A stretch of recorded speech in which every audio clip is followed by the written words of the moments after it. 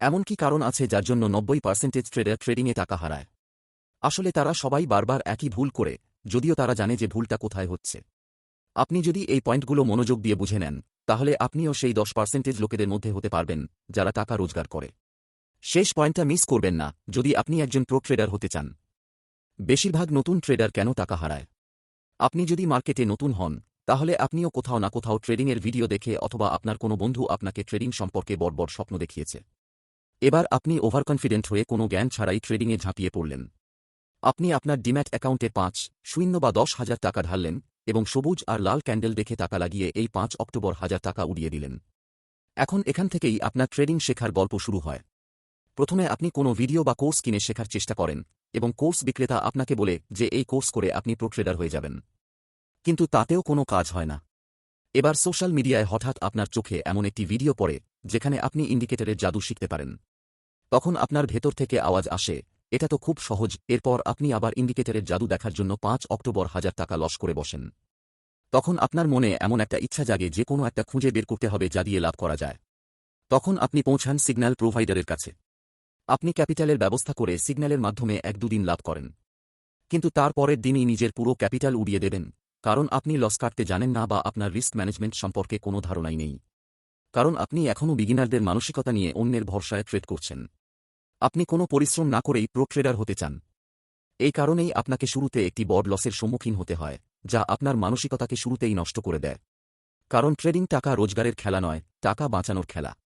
প্রথম কথা, মার্কেটকে বুঝুন, টাকা লাগাবেন না। আমি আপনাকে একটা উদাহরণ দিয়ে বোঝানোর চেষ্টা করছি। ধরুন আপনি প্রথমবার সুইমিং পুলে ঝাঁপ দিতে যাচ্ছেন, তাহলে আপনি সাঁতার না শিখে সরাসরি গভীর জলে ঝাঁপ দেন না। কিন্তু ট্রেডিংয়ের ক্ষেত্রে লোকেরা ঠিক এটাই করে। মার্কেট না বুঝেই ক্যাপিটাল লাগিয়ে দেয়। ফলস্বরূপ টাকা ডুবে যায়।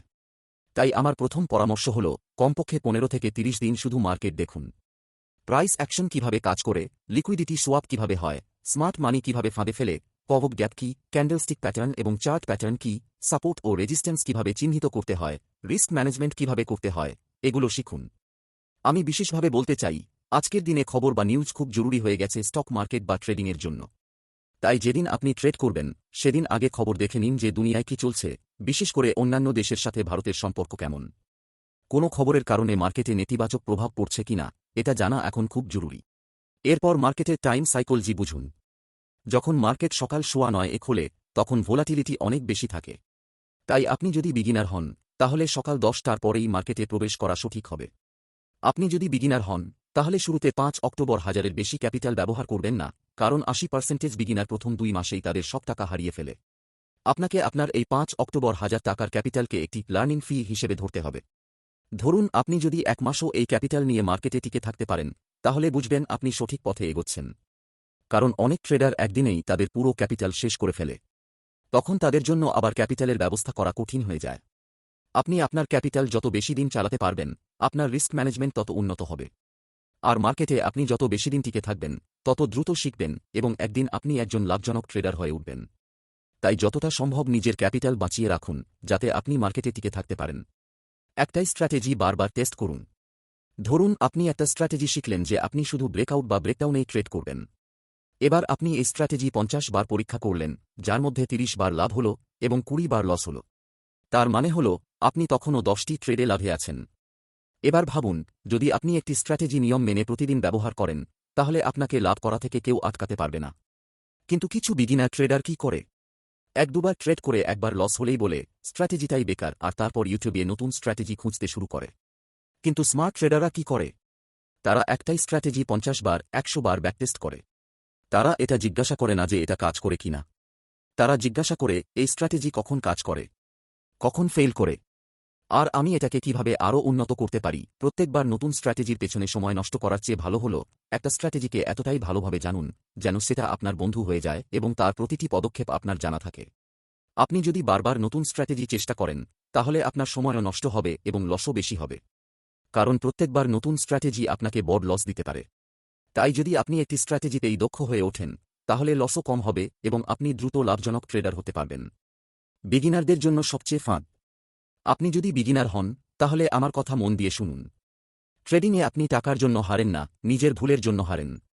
আমি আপনাকে এমন কিছু ফাঁদের কথা বলবো যেখানে 90% নতুন ট্রেডার ফেঁসে যায় এবং তারপর বলে ট্রেডিং তো জুয়া। আপনি হয়তো দেখেছেন টেলিগ্রাম চ্যানেলে বলা হচ্ছে নিফটি 22,400-তে কিনুন, টার্গেট 200 পয়েন্ট আর স্টপলস মাত্র 20 পয়েন্ট, আর নিচে লেখা পেড গ্রুপ প্রতি মাসে মাত্র 999 টাকা। ব্যাস, এখানেই আপনি ফেঁসে গেলেন। এই ধরনের টিপসের মধ্যে কোনো কনটেক্সট বা লজিক থাকে না, থাকে শুধু ফাঁদ, ট্র্যাপ। প্রো ট্রেডার হতে চাইলে এসব থেকে দূরে থাকুন, কারণ এতে আপনার টাকা তো যাবেই, আপনার মানসিক শান্তিও নষ্ট হবে। ওভার ট্রেডিং, বেশি ট্রেড, বেশি টাকা। বিগিনাররা ভাবে রোজ 5 জুনটা ট্রেড না করলে শিখব কিভাবে, কিন্তু প্রতিটি ক্যান্ডেলে ট্রেড করা মানে শেখা নয়, বরং তাড়াহুড়ো করে ডোবা। প্রো ট্রেডাররা মাসে 5 থেকে 10টা হাই কনভিকশন ট্রেড নেয়। কম ট্রেড, বেশি অ্যাকুরেসি, বেশি লাভ। রিভেঞ্জ ট্রেডিং, একটা ট্রেডে লস হলো আর আপনি ভাবেন এখনই এটা কভার করছি, আর দ্বিগুণ টাকা লাগিয়ে দেন। ব্যাস, তখন আপনি আর ট্রেডার থাকেন না, হয়ে যান একজন ইমোশনাল জুয়ারি। আপনি মার্কেটকে চ্যালেঞ্জ করতে পারেন না। যদি ট্রেড না পান, তাহলে নেবেন না। পরের সুযোগ আবার আসবে, সেটা বারবার ফিরে আসে। বিগিনাররা মনে করে যে আজ ট্রেড না করলে তারা কিছু একটা মিস করে ফেলল। কিন্তু সত্যিটা হলো no trade is also a trade. Trade না করাও এক ধরনের ট্রেড। মার্কেটে রোজ টাকা কামানোর সুযোগ থাকে না, ক্যাপিটাল বাঁচিয়ে রাখাও একটা স্ট্র্যাটেজি। যদি এই ভিডিওটি আপনার মূল্যবান মনে হয়, তাহলে পরের ভিডিওতে আমি দেখাব কিভাবে কোনো পেইড কোর্স ছাড়াই একটি কার্যকরী ট্রেডিং স্ট্র্যাটেজি তৈরি করা যায়। কমেন্টে জানান ট্রেডিংয়ে আপনি এখন কোন সমস্যায় পড়েছেন।